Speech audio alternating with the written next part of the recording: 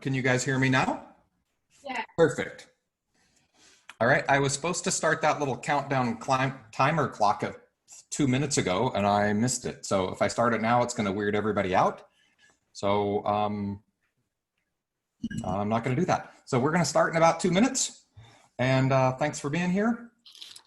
And then as soon as I get this from Taylor, co-host, I can share my screen. Thank you, Taylor. So it should look like that.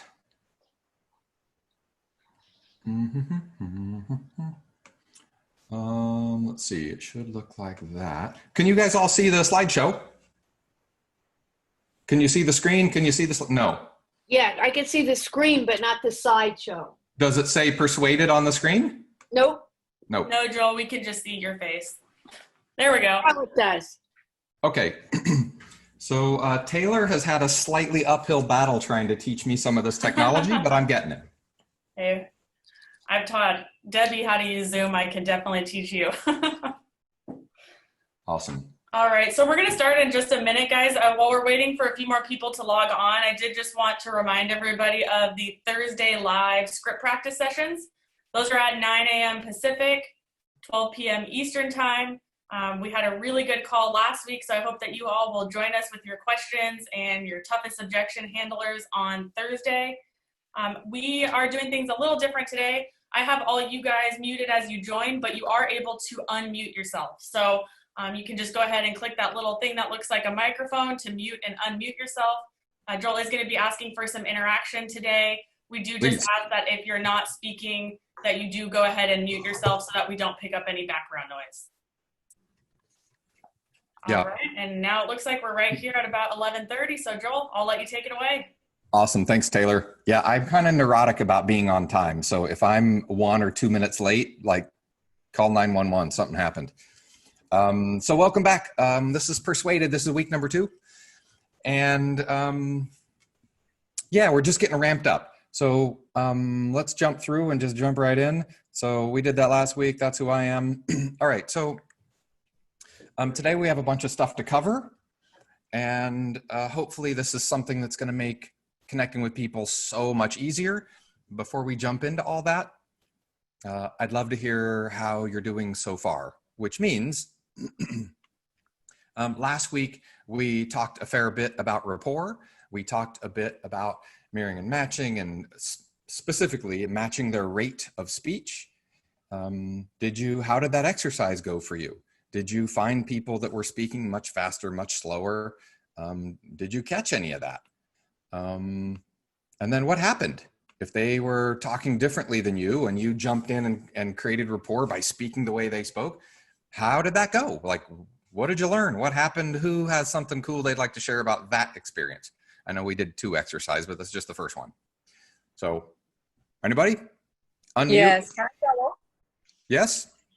Hi. So yes, actually yesterday, me and my clients, we were just a little bit too fast for the agent. And she was like, oh boy, you're fast. You're fast, because she was giving us a tour and I could see she's a little bit slower. So we definitely had to slow down and be at her pace, because it's not like we were swishing around, like, through the house, but we had to definitely slow down and listen more. And she asked you this? Well, she made a comment, oh boy, you're fast, because like she saw my client, she saw my client moving towards, like, she wanted to go to the basement already and she wanted to go to the rooms. And well, so for you personally, yeah, keep in mind also you have a bit of an accent, and so people are going to be listening a little more intently. Maybe you might need to slow down more because you speak several languages, and that might not land like a native, right? So I speak a couple of languages. When I attempt to speak in Japanese, I have to slow down because my Japanese is terrible. So I'm not saying your English is terrible, but people don't understand me in Japanese like they do in English, right? So I might have to, yeah, that is true. Yeah, so I might have that too. So good job. Good job that you caught it, and it's awesome that you got the chance. The really hard part is somebody says, nope, we're out of here. and you don't know what happened, it's usually some breach in rapport. So good job for catching it and cleaning it up. Bravo. Absolutely. Thank you, Joel. Bravo. Anybody else? What'd you get? What'd you learn? How was that exercise for you? Hey, Joel. Yes? I think the people that I talk to a lot, I think must all speak at the same speed as me, because I was really trying to hear it, and I didn't notice that they were off or that I was off.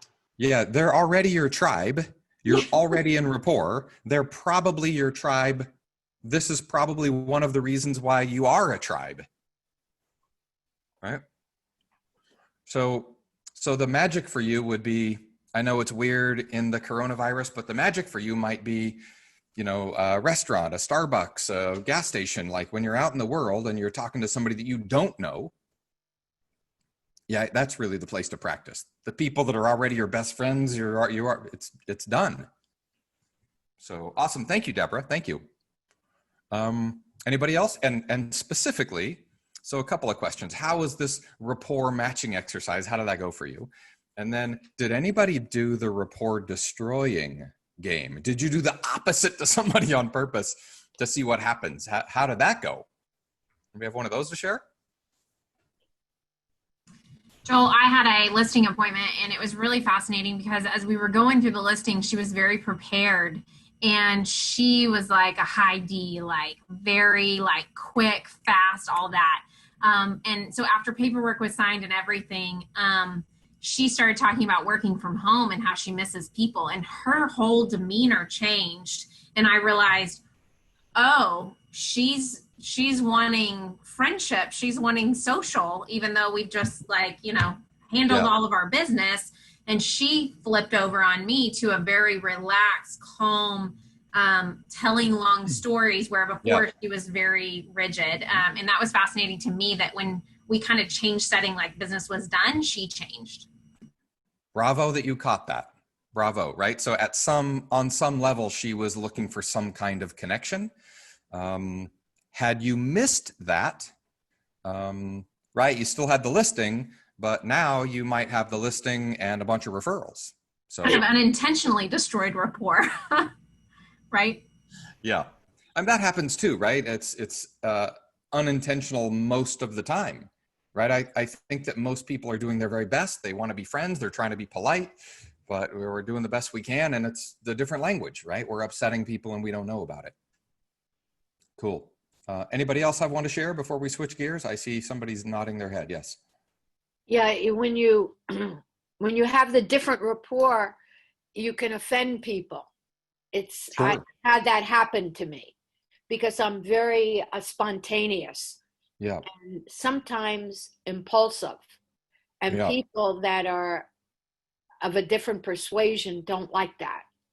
They might not tell you. They like the enthusiasm, but they don't like the high energy. Well, I mean, it could be received in a lot of different ways, right? So there's two sides to every coin. Sorry for the lingo, but if for you it's really impulsive and that's exciting and spontaneous, well, for you it's spontaneous and authentic. Yes. For them, what if it's interruptive? Yes. Right? It's disruptive. Exactly. Because hang on a second, where are you going? Yeah, disruptive.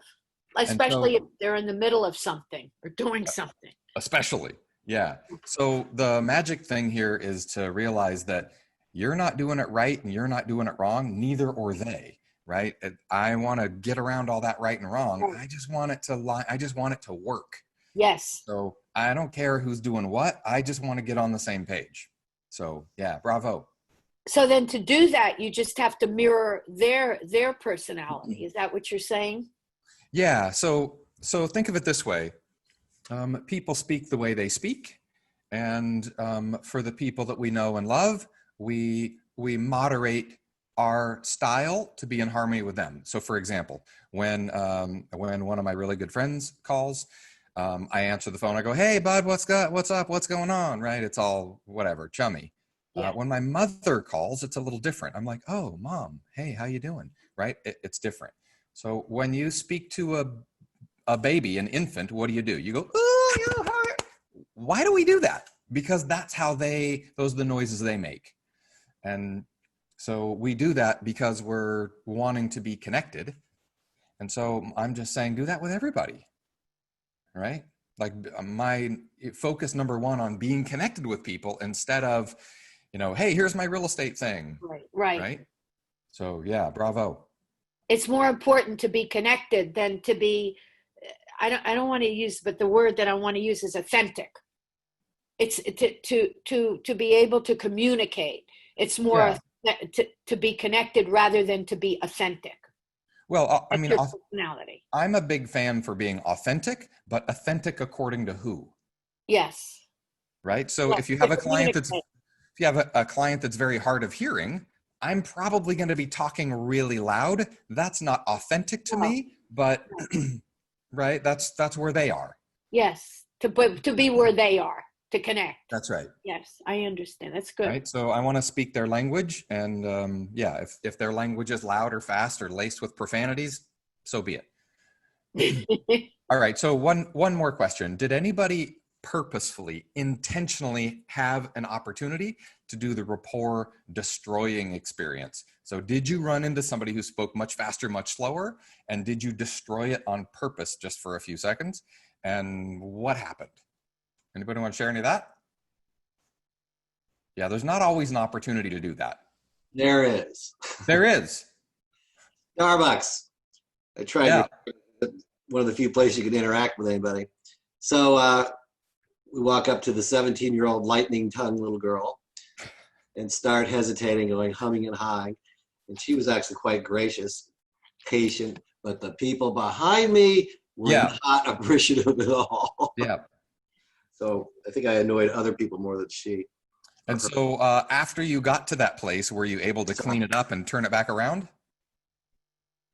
Yes, I basically finally got back to my normal speed. Awesome. Moved along and then hid my face from the other people. Bravo. So for those of you that did not get an opportunity to do that exercise this last week, right? It's this crazy coronavirus thing. We're not all getting out and about. Keep it in mind, scribble a note. Hopefully there's an opportunity for you to do it sometime in the future. Please keep that on your to-do list. I think it's super rewarding to see when I can do that and I can destroy rapport and I can get it back real quick.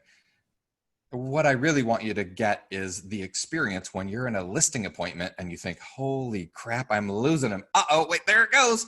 Right? That's okay, right? You can get it right back. I want you to get the trigger on this is what happens when it goes away. I just want you to get familiar with it so you can bring it back at will, right? That's the goal. That's important, right? All right. One more. Say again? Very important to bring it back. Yeah, I mean, I think most of the time you didn't get the listing because you're no good. You got the listing because rapport fell apart somewhere and you missed it. All right, so one more question. We also had this crazy exercise last week called the self-critique, the 360 review, where you interview people and say, what's it like? What do you think I'm good at? What am I terrible at?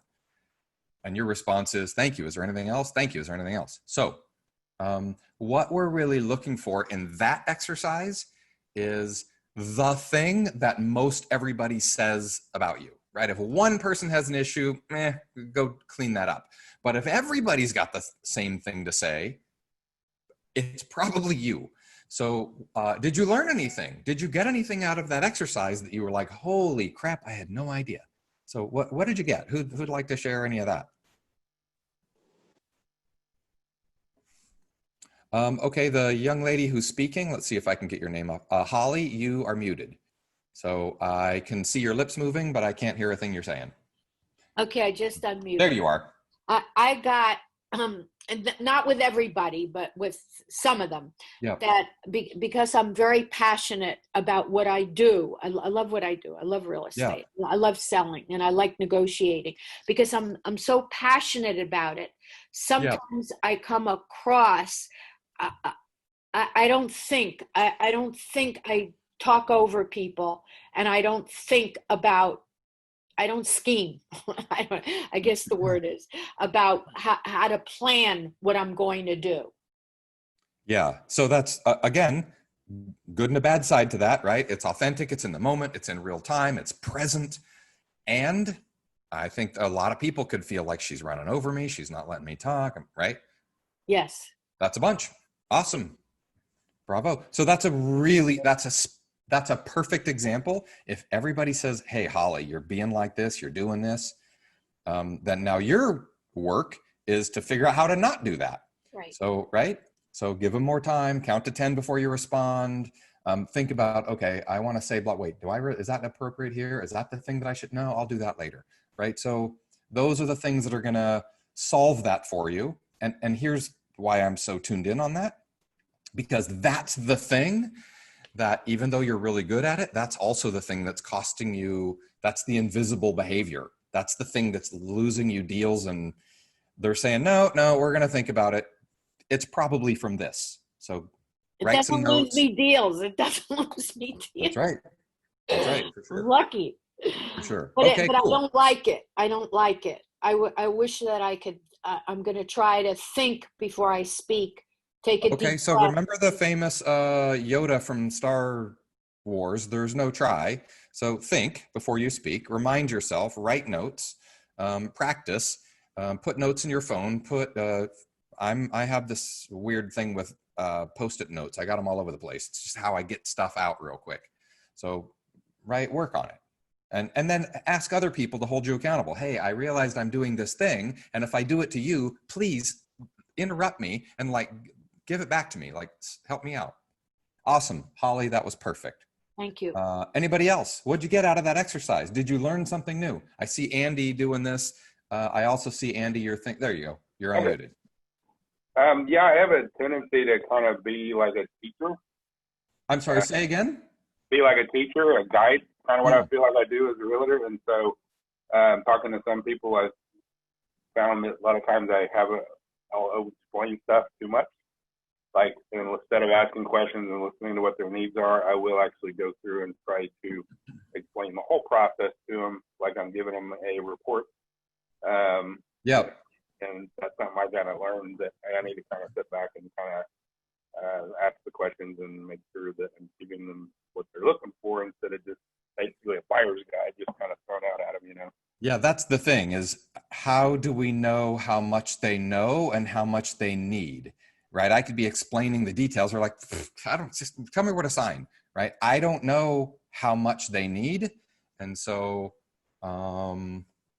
yeah, that's a good one. That's what I think is so interesting about what you said, Andy, is you're coming from contribution. I want to make a difference. I want to help them. I want to educate them. I want them to know what they're signing before they sign it, right? All coming from a good place. And yet still, sometimes it doesn't get received that way, right? Yeah. So this is back to last week, words are spoken by the listener, right? You can say whatever you say, but they still hear what they hear, right? So all of these exercises are basically listening exercises. How much do they need? How fast should I go? I noticed they're feeling a little tense. Okay, what changed? Right? So I want to let them hold the steering wheel of the conversation, right? So fantastic. All right, we got a bunch to cover today, but we can probably squeeze in one more. Somebody have something they're dying to share? How did that go? Anything you want to share? I see Jennifer doing this. Yes. Hi. Hi. So I didn't get to do as many as I wanted to do. And so I'm actually going to make it up this week. There are a couple more people. What I found was you think you know what your weaknesses are, and those people may tell you, but it's interesting to hear someone actually say it to you. Yeah. So it's in a different spin, and it really says, okay, well, I thought I maybe did that, but now you're voicing that, so it must be real. Yeah. The other thing that was great, it was actually reaffirming for all the things my strengths that I do have that I don't give myself enough credit for. So it was reaffirming in a great way, and was also eye-opening with some things that I can work on. So spectacular.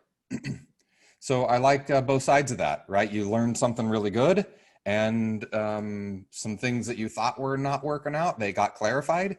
But you also, it's also a really nice opportunity for people to say, you're amazing at this, and, re-solidify some of those things. spectacular. So I wish I had time to do all of that with all of you. Thank you so much for those of you that did share. And I know Taylor just said this a few minutes ago, but the Thursday live Q&A call, honestly, I wasn't expecting anybody to show up last week because it was the first week, but a bunch of people showed up, and because we didn't have a curriculum to follow, that was really organic and it was spectacular, and the conversations were, I think, super helpful. So if you didn't come to that, please come. It's killer. We can, work on whatever you want to talk about. So let's jump in and do some more stuff. So we did some ahas. I should have been clicking through, but I was listening.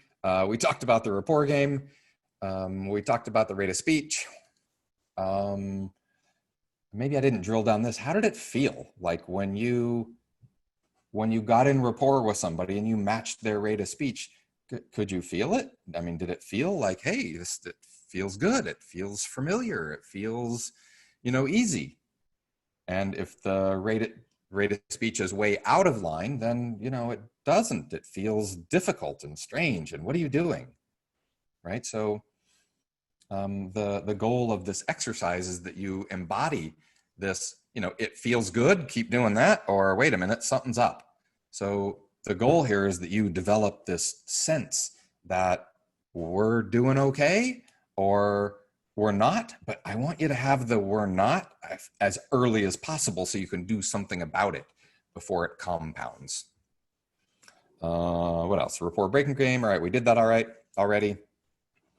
So I'm going to give you one more layer, mostly every week. So one more layer. So last week, the rapport game that we played was to match their rate of speech. If they're fast, you're fast. If they're slow, you're slow. And then what happens is eventually after a minute or so, the two of you find some sort of equilibrium, and now you're just in this happy place. That's the goal. And you stay in the happy place until it gets weird, and then you speed up, slow down, and get reconnected. All right, this week, same thing, but keep doing that. By the way, I'm gonna give you a new one, but keep doing the rate of speech. So this week, pay attention to their volume, right? Some people, I have a buddy, his name's Dave, and he's a huge man, and his shoulders are 4 feet wide. He's enormous, and he's got a voice to fit. He's got this booming, gigantic, room-filling voice. I'm not kidding. When we ride in the car together, I have relatively sensitive hearing. I roll the window down to let the noise out because his voice dominates the car. And I got to roll the window down because I feel like I'm front row at a Van Halen concert. It's just big. And I went cycling this morning with a buddy of mine. He's an engineer. His name's Tony. He's very smart. He's very intelligent. And, so Tony talks so I talked to my attorney, and then, I got that thing filed. Oh, by the way, I just got a patent last week. Right? And the guy's brilliant, but he's got this, so really soft-spoken. So if I spoke like that, like the way I talked to Tony, oh, really? Tell me about that. So what happened for that? If I did that with Dave, he wouldn't hear anything I had to say. And the other way is true too, right? If I speak the way I speak to Dave, hey, Dave, what's going on? If I do that to Tony, he's going to go, what are you doing? So keep doing rate of speech from last week. And this week, pay attention to volume, right? If they're a big booming voice, good. Be big and booming with them. Okay. If they're a little soft spoken, maybe you're talking to a little kid, right? You're out and about and you see some 5-year-old wandering around by themselves. And they say, I don't know where I am. And you say, really? Where's your mom? Right? You wouldn't do that. Of course not. Right? You'd say, oh, where's your mom? Do you have her phone number?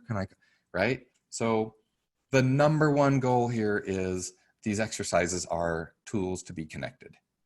All right. And I'll give you another little layer off the onion every week. So take that on. That's the layer for this week. All right. Thoughts, questions, any burning thing that you got to share before we jump into a bunch of new material? Okay, good. Here we go. So this week, our topic is values and decisions.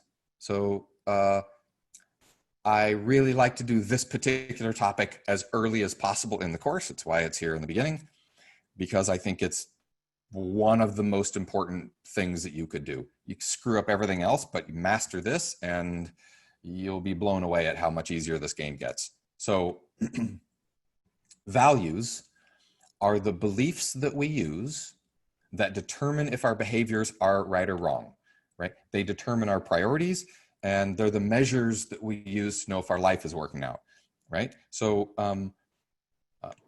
some questions. Where do people get these value systems, right? So I'm assuming that all of you, like me, I was brought up in a value system that says, be nice to other people, don't be mean, don't hit people, don't steal things, murder is bad, right? I don't want to murder anybody. That would be horrific.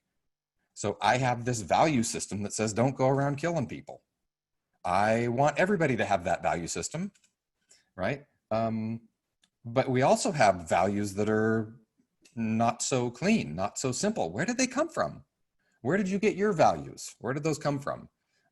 Some, I promise, some of your values are serving you and some of them are getting in your way, right? For sure, some of your values are getting in the way. Here's the real question. How do you know, anybody, but you, how do you know if the values that you have are authentically yours and they're honest, or if they were adopted by somebody else? And I heard this brilliant quote that said, if you were born in America, most likely you have a like 97% chance or something that you have Judeo-Christian values. If you were born in this other part of the world, there's a 98% chance that you're going to have Muslim Islamic values. If you're born in this part of the world, there's a 98% chance that you're going to be Buddhist or you're going to be Hindu. Does that not strike you as all the people from that area have the same beliefs? Why? Because we keep giving them to our kids. So we have the values that we have because they were given to you by your captors, right? Whoever house broke you, whoever fed you, right? You got their values. Most of them are really good. Maybe some of them aren't so good. So what we're interested in, obviously, besides the concept, is how do these values affect buying decisions? Well, what won't you buy? Are there things that you're like, I'm not buying that from those people? Nope, not doing that. So I have a buddy that only buys American cars. And I go, why? Why will you not consider anything else? And he goes, dude, I was in the military. I fought for this country. I want to support America. I want American jobs. I want the money to stay here. I don't care if it's the best thing in the world. I'm pro-America, man. I buy American stuff. Okay, is that good or bad? I don't know. I don't know if it's good or bad. But if that's my client, I'd like to know that that's how he thinks. I have another buddy who only buys Japanese cars. And I go, why? Why haven't you considered this one or that one? Why only Japanese? And he says, because they're the most efficient. He's a financial nerd. He says they're the most efficient. They last the longest. They get the best mileage. They require the least maintenance. It's the smartest thing you can do is buy one of those. So he's only looking at it through this filter of efficiency, efficacy, etc. Right? I have another buddy that says, I only buy the big German sedans. And I go, really? Why that? Why not one of these, fancy new Lexuses? And he says, because my wife and kids ride in that. And nobody dies in these cars, right? It takes a little gas, who cares? But everybody survives the crash. Okay, so those are three very different value systems. Those values are the very things that are shaping this decision tree for that person. And if we knew their values, selling's a piece of cake, right? If we know how, like what they want, not so important, but why they want it, what's shaping those decisions, that's wildly helpful. So values guide our decisions. And this is a belief that I have, that all of our decisions are coming from values in our belief systems.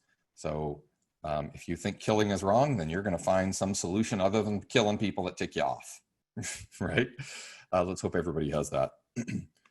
So what we're going to do is we want to determine the client's core values. So if you knew what was the most important thing to your client, like not just what do they want, but why do they want it? What's causing this behavior? What's driving all this?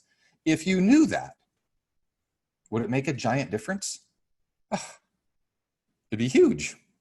All right, so I can't tell because Taylor and Forward did such an amazing job cleaning up my notes and making this presentable.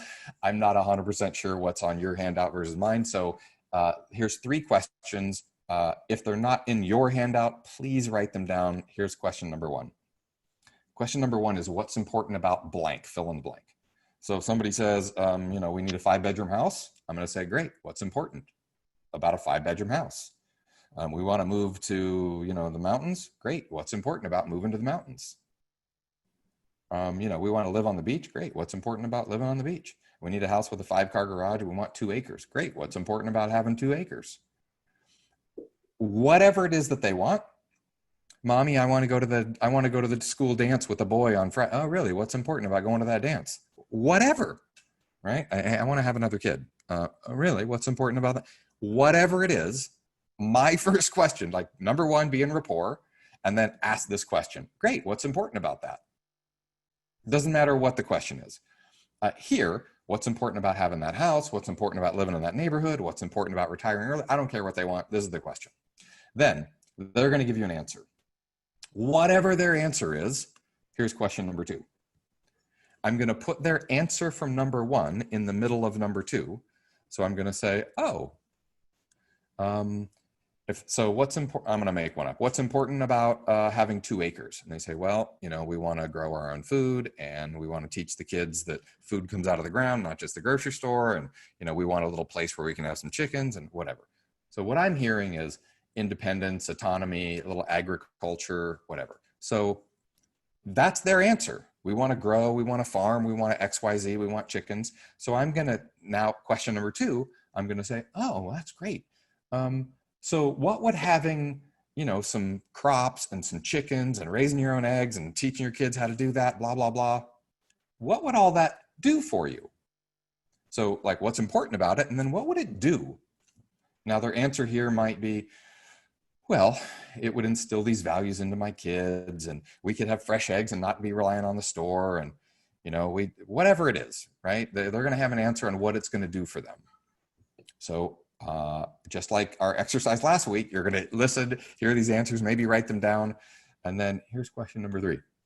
I'm going to say, okay, so ultimately, if you were independent, you could grow your own food, you raise your own eggs, maybe have a cow or 2, right? You could literally slaughter a cow once a year and feed your family and everybody you know. And ultimately, if you were here, if you had these 2 acres, if you did raise your farm, if you had chickens, if you could teach your kids how to do this, ultimately, what would it mean to you if all this came true?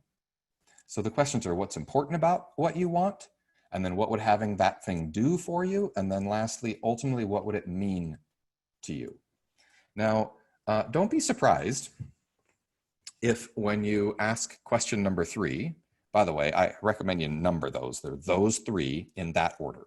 So don't be surprised on number 3 if you get an emotional response, because I get that a lot. If you do this really well, after a bit of practice, I get people that say, that would mean that we were good parents and we raised great children and whatever it is, right? It doesn't have to be their kids. Something is going to, like, if you do this right and follow these 3 questions, you're going to get to the place where they're going to say, this is the thing that really is moving us, and this is what we're committed to raising good kids, and I'm going to be the best dad that I never had, or whatever it was.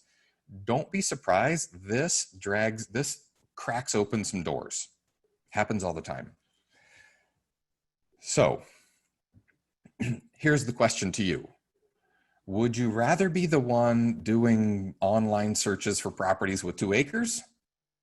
Or would you rather be the one helping them establish a farm and fulfill their dream of teaching their kids how to raise crops and pick eggs and raise beef and whatever it is that they're doing? Anybody can do the MLS search, right? They don't even need you. The Zillow will do the MLS search. So a couple of things about this that I'm that I think it does offers for you. Number one is it gets me, or in this case you, very clear on what do they really want? Why do they want it? What's it doing? How's it like all of that. Now I'm on the inside. Now I know what's really going on, right? The other thing is that asking these questions like this in this order, this causes them to really think through like, well, I'm doing this for that, and here's what it's going to do. So what this does is it kind of enrolls their goals and their dreams and their aspirations, and it brings them all right up to the surface. And for many people, hence the emotional reaction sometimes, for many people, this is the first time they've said it out loud. And not only is this the first time they've said it out loud, they just said it out loud because of you. And now you're not the realtor doing searches. Now you're the one that got their dreams to crystallize. You're the one that got it clear. So now you're not the one doing searches. You're the one helping all of this come true. So yeah, I'm typically not worried about losing a client and they're going to find somebody else who says, hey, come. That almost never happens, right? Because now their dreams, their goals, their aspirations, the significance of what they're doing with their move, all of that now is tied to you. So, all right, let me rattle off an example and then we'll do one or two, and I have another technique for you too. So let's see. Nope, that didn't build. So I'm just gonna read the part that I have that you apparently can't see. So let's say you have a first-time buyer, okay? And the first-time buyer says, I've seen what's happening and I'm ready. I want to buy a house, okay? And I know they're a first-time buyer, or they're a first-time buyer. First question, what's important about owning a house? And then hear what they have to say, right? Be in rapport first so they feel comfortable to share that with you. So, oh, good for you. Congratulations. What's important about owning a house? And the client might say, well, they keep raising my rent, right? It used to be $500 and then, 20 years later, here it is $2,000. They keep raising I'm not getting ahead.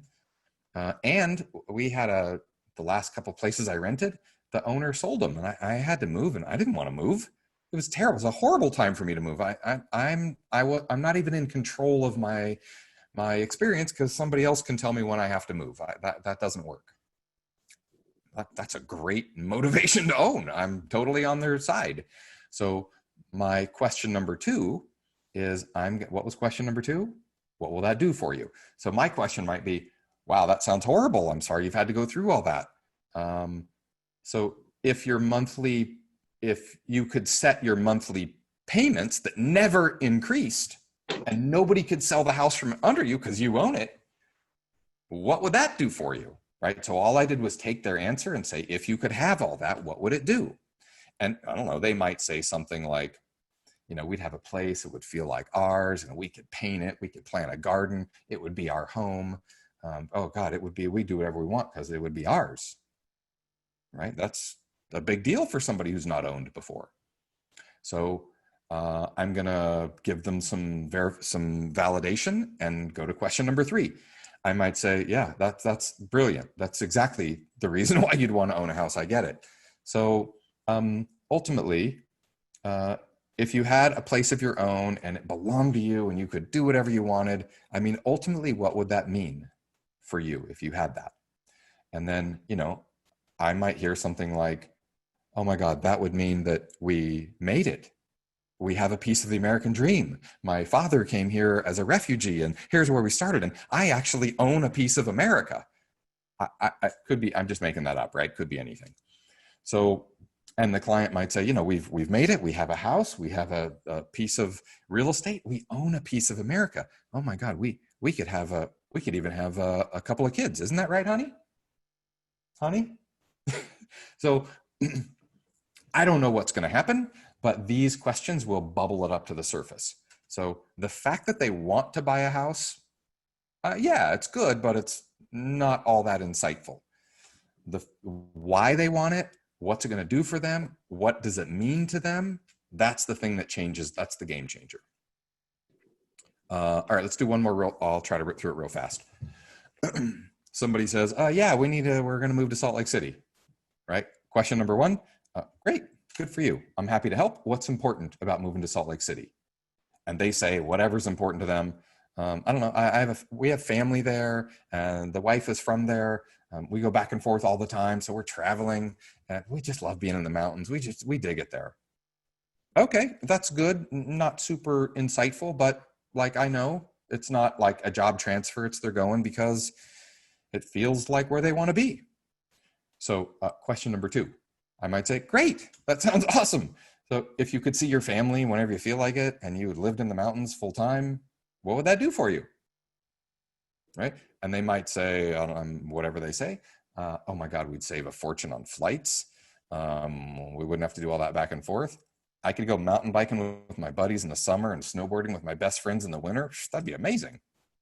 Right? Now we have a little more to go on.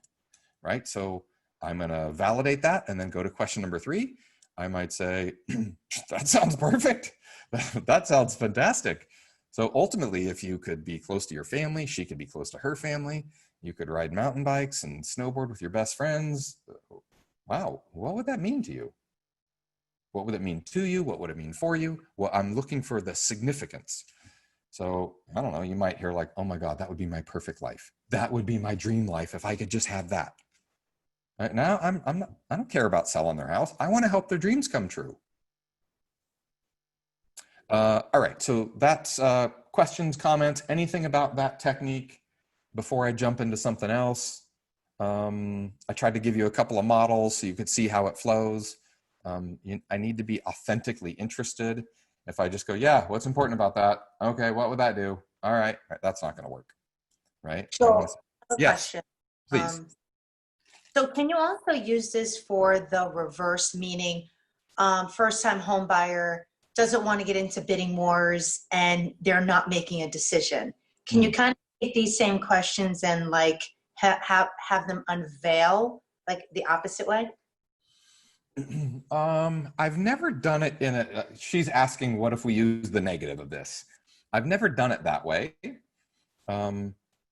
Yeah, so we'd say, yeah, how do we do that? Maybe. So there's we do a little piece later in the course kind of about Socratic questioning, and that might be more suited. Okay. But for here, what I really want, how I would use this there is I would say to the buyer, like, hey, you want to buy a house, right? So what's important to you about buying a house? And they go, well, my rent keeps going up and I'm not getting ahead and blah, blah, blah, right? So it sounds to me like you're buying a house because it's a good investment and you want a piece of the American dream. You want to secure your future. People that own real estate are worth a bunch more. That right? And they're like, yeah. So it's all about the investment. Great. So, so that's number one, what's important about, right? So number two, I might say, so what would it do for you, right? If you owned a piece of real estate and nobody could ever raise your rent again. And not only nobody could raise your rent again, you got a, whatever it was in their tax bracket and their price range, and you're getting a, whatever, $20,000 tax break every year just because you own it. And it's going up in value every year just because you own it. Instead of paying rent to a landlord, instead of buying that dude a house, you're buying you a house. What if it goes up in value, right? We're starting at 400 grand. If it goes up 5% a year, that's $20,000 a year that it's going to go up in value, plus 20 grand you're getting tax break. Wow. So if you had all that, what would that do for you? Right? Oh my God, that'd be life-changing, right? So this process, and then at the very end of all that, I'd say, so if houses are selling a couple $1,000 over price, you're getting outbid by a couple $1,000, are you willing to give all this up for 2,000, for 3,000? Are you willing to do that? So what I'm really doing here is I'm not trying to sell anybody anything. I'm trying to get real clear on what's motivating them, because I'm not going to motivate them. They don't care what I think. I could say, come on, it's a good deal. Then they don't care. What motivates them is what motivates them. So I just want to be real clear on what's driving them. And then when they start behaving weird and saying, we're not going to do that, say, well, wait a minute. Remember what motivated you. So once we know, like what's really inspiring them, then that's the thing that's going to motivate them, not me trying to accelerate them. Was that helpful, Christine? Yes. And the key thing here, I mean, I do this naturally just over years, but the validating is so important. Like the validating and then taking, reiterating and planting it in the next question is tremendous. Yeah. It validates that you listen to them, reiterating, and you're moving them through. So yeah, that's really great. That's a hard one for me too, right? I skip that one all the time because I'm thinking a step or two ahead, and I do this a lot, so it's natural to me. But validating is huge, right? So if you don't know what else to say, you say, I might say something like, "That's wow, thanks for sharing that." Right? Just let them know before I go, "Oh, what about this thing?" That sounds like I didn't hear them. Right? So, oh, that's a good point. Oh, thanks for bringing that up. Thanks for sharing that. Oh, that's interesting. I've not heard it quite like that before. Right? I want to demonstrate that whatever they're saying is landing. Yeah. There's a great book that I've read with my team called I Hear You. It's about 85 pages. It's called I Don't Hear You? I Hear You. I Hear You. And it's about it's all about how to take and validate, even if you don't believe in what they're saying, like still how to validate something you don't have a belief in. It's a short book, but it really changed my whole team. This is one of the cornerstones of psychology, right? So one of the cornerstones of psychology is the person will say, "Oh my God, I hear voices." A bad psychologist goes, "No, you don't. There's no voices. You're an idiot. Knock it off," right? That's horrible. A good psychologist will say, "Really? Huh? You hear voices. What voices do you hear? What are they saying? And when do you hear them? When do you not hear them? Are they loud? Like, do you know who it is?" Right? So just by agreeing with their position, now I want to do that not because I agree that they hear voices. They may or may not. I have no idea. But I want to do that because it's the thing that allows the conversation to unfold. If I don't do that, then the door gets closed. So awesome. Anybody else? Question, comments? Anything? I got one more thing for you, but it's not as important as this. This is the key. You master this, and I'm telling you what, your clients are going to love you. When you're the person that when you're around, the topic becomes centered around their goals and their dreams and their aspirations. And I want to be the one to trigger that in people. So thoughts, questions before we shift gears? I got one more thing for you. Joel, in this part, does it also show up with like empathy versus sympathy? Is that here in this space with how you're validating, or is that like later on? It could. We'll touch on that some more in the future, but it could, depending on you. Right? Both of those things are wildly important. We could probably argue all day over which one's more important. Yeah, I don't know. But I think no matter how you do it, what's really important is that when you validate people, I know that's a little lingo-y. If you're not really clear what that means when I say validate somebody, if they say, "Hey, we want a bigger house," instead of saying, "I like this neighborhood and I like that. Have you seen these?"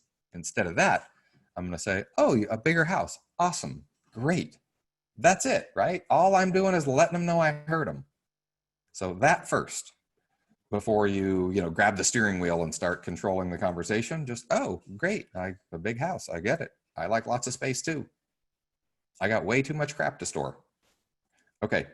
One more. So this is step 2. It's actually technique 2. So technique 2. So what we just did is determining their core value, finding the values through which they make decisions. Hang on, I'm gonna backtrack for one moment. I have this brilliant example I was hoping to give you, and I forgot about it. It'll take 30 seconds. So back to values.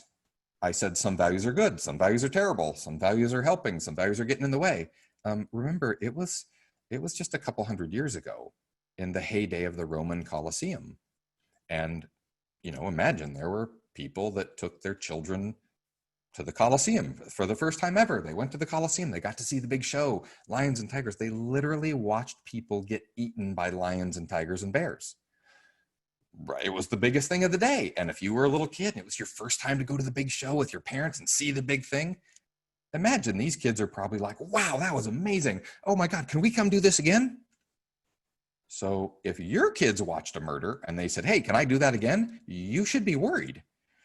Back there, because of the context, that was just, they lived in a value system. They had these values that was entertainment, right? So values evolve over time.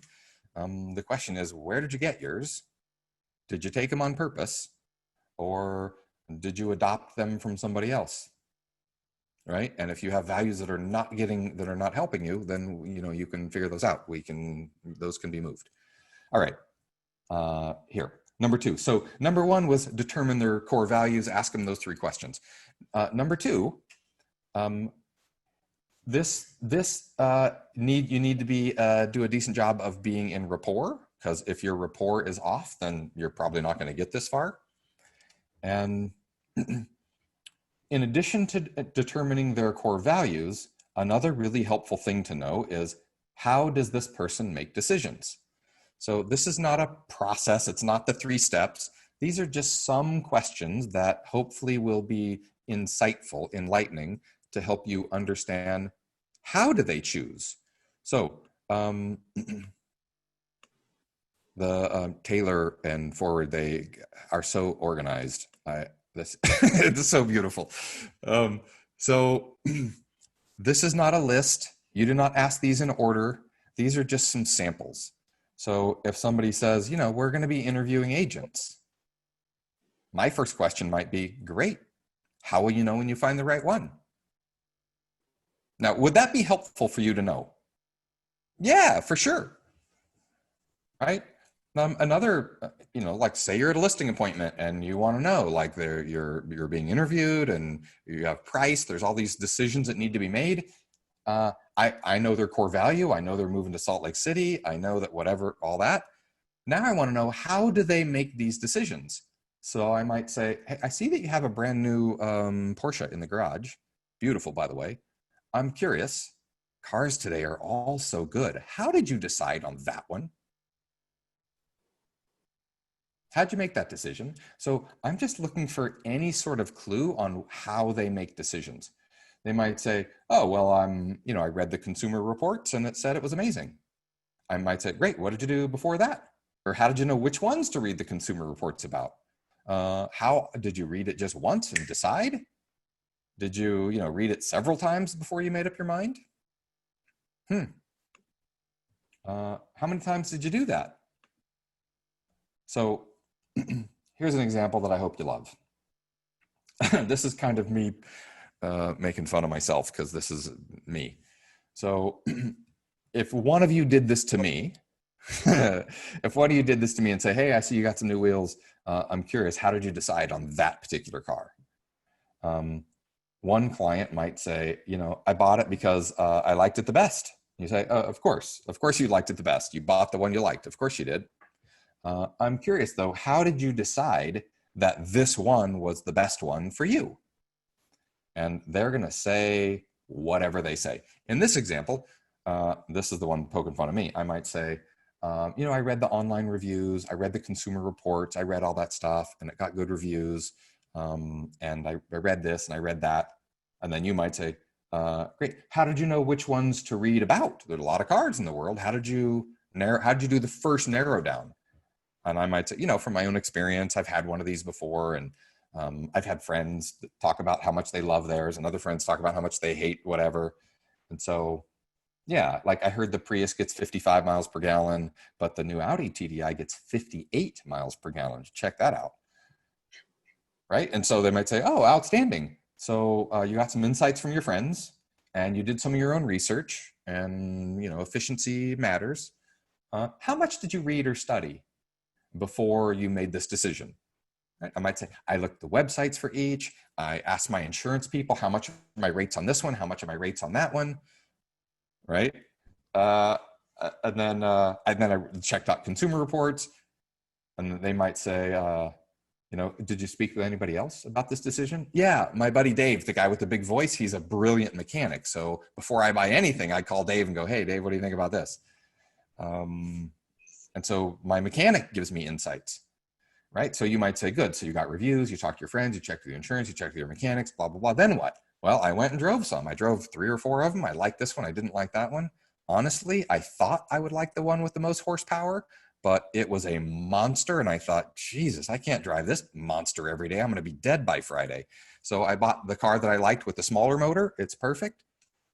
Okay, so I'm crazy off the charts high C, as high as you can get. If I was your client and this is what I had to say, you know, that should be insight on how I make decisions. Now, if you tried to close me, if you walked in and said, hey, here it is, we're going to sign the contract right now, probably not going to work. All right, one more example so you can see the contrast. Somebody else buying another car. And I go, hey, how'd you buy the last car? It's a beauty. How'd you buy that car? And they say, I've always wanted a Corvette. And when my grandmother passed away, she left me some money and I went out and bought one. I'm like, great. Did you price shop? Did you know which one you bought? Not really. I was just driving by the place and I saw this one on the front row and it's the most beautiful shade of blue. I stopped in, drove it, bought it, bam, took it home the same day. Okay, those are 2 very, very different clients. Now, here's, by the way, Ashley, I can see you laughing at me. I appreciate that. Thank you. So those are 2 very different clients. So here's the question for you. Are you presenting to each of these clients the same? Because if you are, you're probably going to miss them both, right? One of them has a very complex decision-making tree, and the other one's like, whatever, I got some money, I wanted it, I went and got it. So if that's your process, right? If you're high D, let's get it. Okay, here's how it's going to work. Okay, sign here. Okay, let's do it. See you later. If that's what's normal and comfortable for you, right? They want to sell a house. I'm going to list it, sign the contract. I'll get it done. Or what else is there to talk about, right? If that's how you process and your client's high C, there's no chance you're going to get that deal, right? And the opposite is true as well. This is a struggle that I had to cross. If my client is high D or high I or whatever, and I'm high C, I'm like, hey, let's go through the numbers. Let's get it accurate. Let's be complete. I don't want to cut any corners. I want you to understand what's going on. Like I was doing my best to help people like it was my own sister. But right, they didn't need all that high C, and I missed a lot of deals because I was selling them in high C style and they weren't high C. So are you going to ask all of those questions? No, probably not. But even one of those might change the tides. So a couple of good things to ask about, right? If you know that they're invested and they do a lot of stocks, you might say, great, how do you decide when to sell a stock? How do you decide which one to buy? They might go, I have a gut. I just check my gut and my gut says, hell yeah, buy that one. So I buy a lot of it. Right? If their answer is, I just feel like that's the way it is. I just know, and I just do it. Then I'm going to say, doesn't it feel great that we just met each other? It feels like magic chemistry. You need to sell. I'm a great agent and we ran into each other. Wow. It feels like everything lined up, didn't it? Because that's how they think. So I want to deliver in their style. If they speak Mandarin, I'm going to need to learn Mandarin to sell that house. By the way, I don't have time to learn Mandarin. So however they think and communicate and process, the more that I can deliver inside their style, the less resistance they have to me. That's the thing that makes or breaks the deal. So I'm running out of stuff to say for today with this topic. So questions, comments, anything while we're here. Joel, I do. Sure. I have this client right now. He's a seller. And when he bought the home that I now have listed, he walked in, he's a quick decision maker, paid cash and moved on. Mm-hmm. And now we have his home on the market, and I'm having a hard time explaining to him how people are not like him, and he's not grasping it. Like he's the total opposite of people are taking longer to decide, they're pickier. How do you get him to understand, or how do you speak to him when he's the quick decision maker and everybody, his audience, is not? Well, I'm not so concerned about him not vibing with the audience. I'm more concerned about him vibing with you. So, okay. So I might take the angle of, yeah, I know you're a quick decision maker. You make decisions quick. So this should be easy for you. We've had 45 people show the house. They all thought it was too high in price and they bought something else. So what do you think we should do? Right. Okay. Right. So he can think the buyers are nuts, right? As long as he doesn't think you're nuts.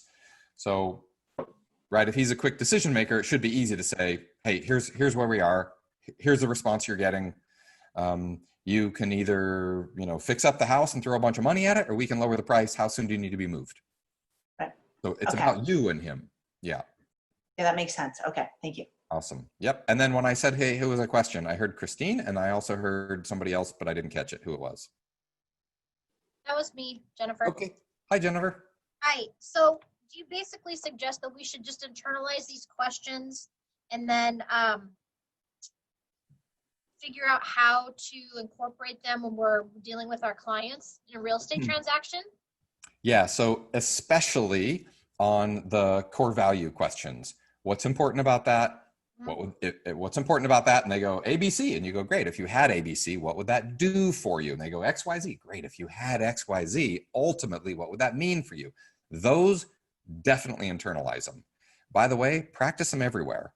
Okay. Right? Your kid wants to go to the baseball game. You go, oh, really? What's important about the baseball game? What would that do for you? Right? Practice them all over. You want to have another kid? Really? What's important about that? Really? You want to, right? Keep doing that. Practice them all over the place until this becomes something that's one of the most important ones in this whole curriculum. Master that and things get easy. The other one, the decision making, they're just some tips if you're stuck and we're not sure and we need to think about it and we're going to interview agents. Great. How are you going to make that decision? How will you know? How do you that? Just a couple. The first 3 questions, how do you suggest we do that if we, like, for instance, I've got a couple clients right now that I didn't do that with to begin with, and I kind of want to go back and revisit this with them. I mean, do I just kind of say, hey, we haven't found your house yet. I just wanted to, let's revisit this. Yeah, I'm a big fan of just being really honest about it and saying, hey, I just want to make sure that I didn't skip anything. I want to make sure I'm on the same page. I want to make sure I'm bringing you as much value as I possibly can, just so I'm really clear. Right? What's the most important? And if I'm going backwards, I might say, what's the most important thing about you moving over there? Oh, really? Oh, I didn't catch that part. Okay, good. And if you had that, right? So, I usually step in and take responsibility and say, I think I might have missed part. So I'm curious, what's the most important thing about blank? And you want these, especially these questions, you need to be in rapport. They're kind of deep questions. And a lot of rapport, and ask them sincerely. Like, I want to know. I want to know. I see we're at the top of the hour. Okay. So I promised Taylor and Debbie and all the very nice people at Forward that I'd be super tight on the time. So I'm 1 minute over. The Thursday call is a live Q&A. Please. Pretty please, with sugar on top. Come, role play, practice, say I'm stuck here. What do I do? How do we work that out? That's a open mic, free for all, and we'll work out. I'm happy to help you with wherever you're stuck. And because I'm a nerd engineer, one of the things I'm really good at is finding solutions to things that are stuck. So go out and get stuck, go as far as you can until you run into a brick wall, write down some notes on where you got stuck, and then, bring those out and I'll try to, I'll get you out of them the best I can. So there you have it. Lots and lots of people in the world are looking for a great agent. You just need to go find them. So go get cranking, and I'll talk to you guys on Thursday. So what you want us to do is to practice what you taught us today for the role playing? Yep. Okay. Yeah, absolutely. So your practice for this week is keep doing rate of speech matching that you did last week. Add to that volume. Start paying attention. Do they talk loud? Do they talk soft? And then practice these 2 techniques. The first one is what's important about, what would that do for you? What does that mean for you? Right? That's 10 to 1. That's the important thing for this week. And then also these other questions. If they're stuck, if we're not sure what we're going to do, we're going to interview some agents. Great. How are you going to make that decision? How will you know it's the right agent? Right? So those are just questions when I'm not sure what they're doing and how they're doing it. That's just going to clear it up. right? And it's going to help them clear it up too. Yep. So, okay. Sorry, we're out of time, and somebody's waving at me, and I'm getting a note that we're out of time. So you guys are, if you're really stuck, send me an email, joel@forwardcoaching.com, and then please, email's tough. It's much easier to do this by voice. So come to the Thursday call, bring notes, and gobble up that hour, and we'll cover whatever you want. It doesn't have to be real estate related, anything you want. All right, everybody, I'm getting flags to go away. So thank you for being here. We'll talk to you on Thursday and then next week, and then you're stuck with me for a few months. So we'll see you soon. Thanks, everybody. Thank you. Yeah, bye.